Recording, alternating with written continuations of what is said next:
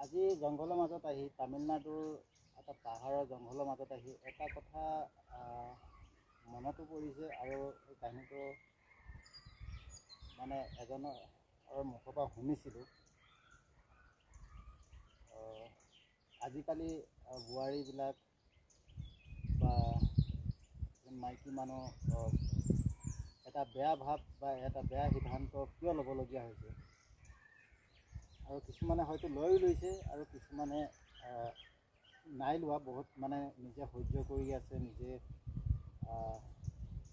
মনত কিবা এটা আঘাত লৈ জীয়া হৈ আছে। তেনেকুৱা এটা কাহিনীকে কওঁ, শুনক আপোনালোকে।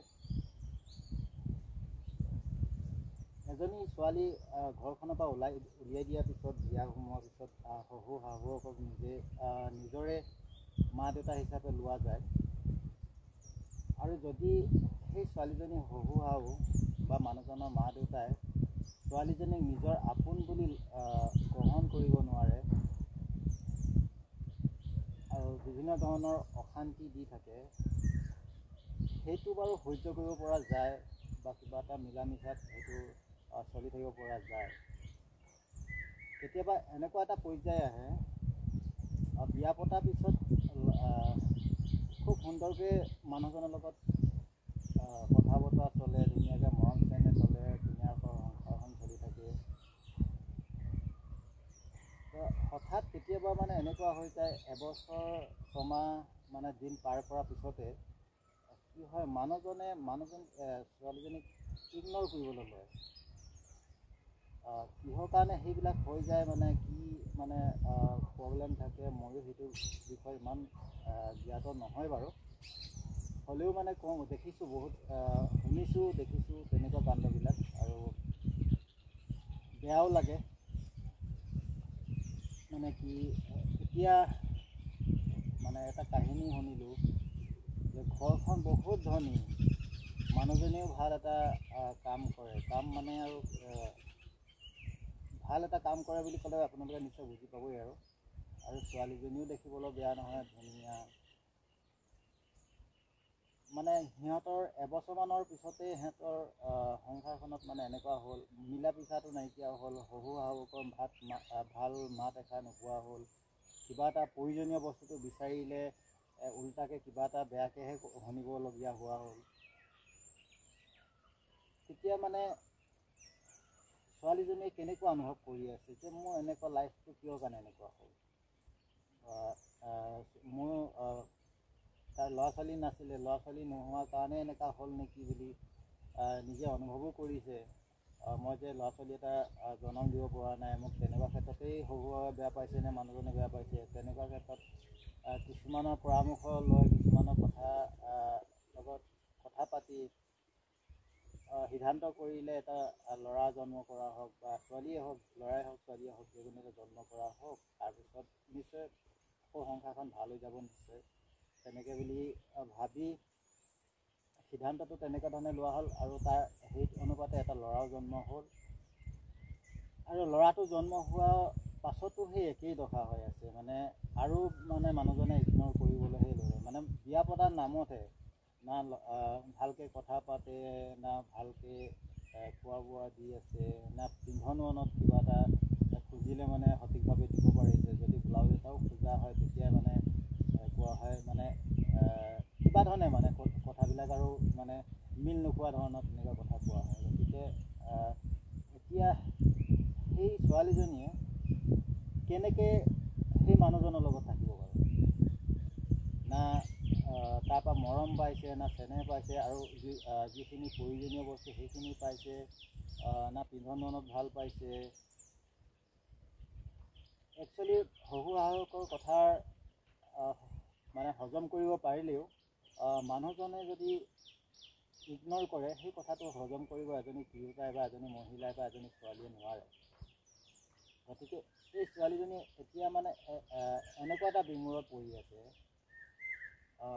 না বেলেগ এটা সিদ্ধান্ত ল'বলৈও তাৰ ভয়, না পৰিয়ালৰ মানুহৰ ইজ্জত যাব বা শহুৰ শাহুৰ ইজ্জত যাব, বা তাৰ এটা ল'ৰা আছে, সেই ল'ৰাটোক লৈ কেনেকৈ জীয়াই থাকিব, ল'ৰাটোক কি খুৱাব, কি পিন্ধাব, ল'ৰাটোক জীৱনটো কেনেকৈ আগুৱাই লৈ যাব, সেই কথাখিনি চিন্তা কৰি তেখেতে বেলেগ এটা সিদ্ধান্ত বেয়া এটা সিদ্ধান্ত ল'ব পৰা নাই, হয়তো নিশ্চয় ল'ব।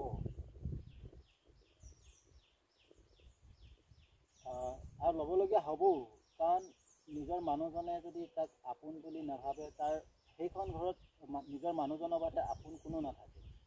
গতিকে নিজৰ মানুহজনে যদি মানে আপোন ভাৱটো হেৰুৱাই পেলাইছে, গতিকে সেই মানুহজনৰ ওচৰত থকাটো উচিতো নহয় আৰু থাকিবও নোৱাৰে। গতিকে সি এটা বেলেগ সিদ্ধান্ত ল'ব লাগিব। খুব মানুহবিলাকে কৈ থাকে যে বোৱাৰীবিলাক পলাই গৈছে,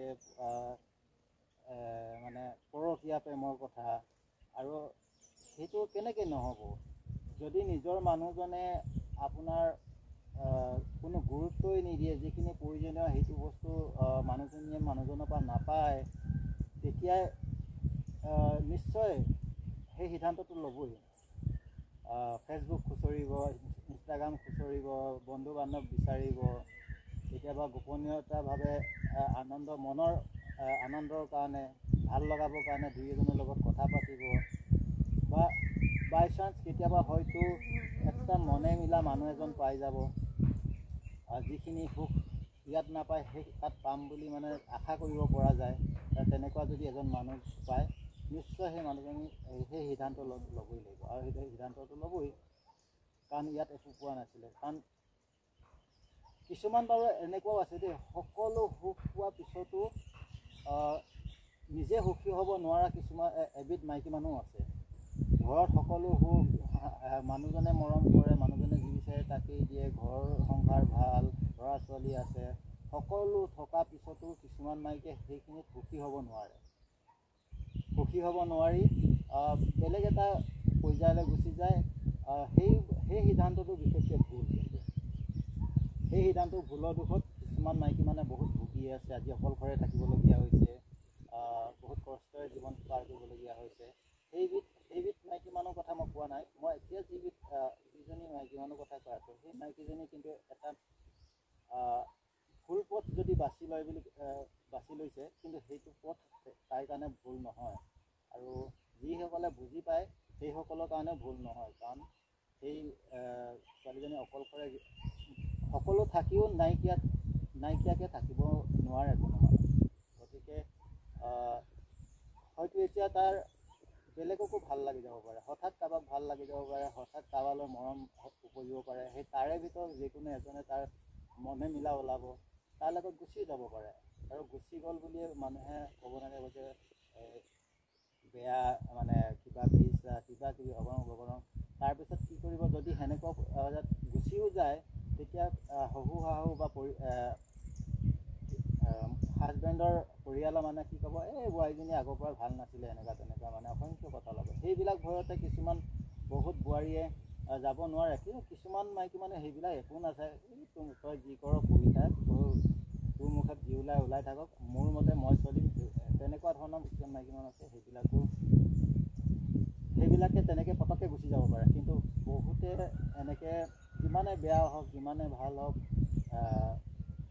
এৰি যাব নিবিচাৰে। কিন্তু বহুত বাধ্যত পৰি, বহুত চিন্তাত পৰি কিবা এটা বেলেগ সিদ্ধান্ত ল'বলগীয়া হয়। সেই সিদ্ধান্তটো একচুৱেলি ভুল নহয়। ভুল এনেকুৱা সিদ্ধান্তবিলাক হয়, সকলো সুখ থাকি সকলো পোৱাৰ পিছতো যদি এনেকুৱা ধৰণৰ ভুল কৰে, সেইটোকে ভুল বুলি কয়। সেনেকুৱা ভুলবিলাকত পস্তাবলগীয়া হয় পিছত। কিন্তু এনেকুৱা ধৰণৰ ভুলবিলাকত মানে সুখ বিচাৰি যায়, য'ত নেকি সুখ পোৱা নাছিলে, য'ত নেকি মৰম পোৱা নাছিলে, য'ত নেকি এষাৰ মাত পোৱা নাছিলে, সেই সুখখিনি এই মানুহজনে যদি পোৱা যায়, তেতিয়া সি বহুত সুখী হ'ব।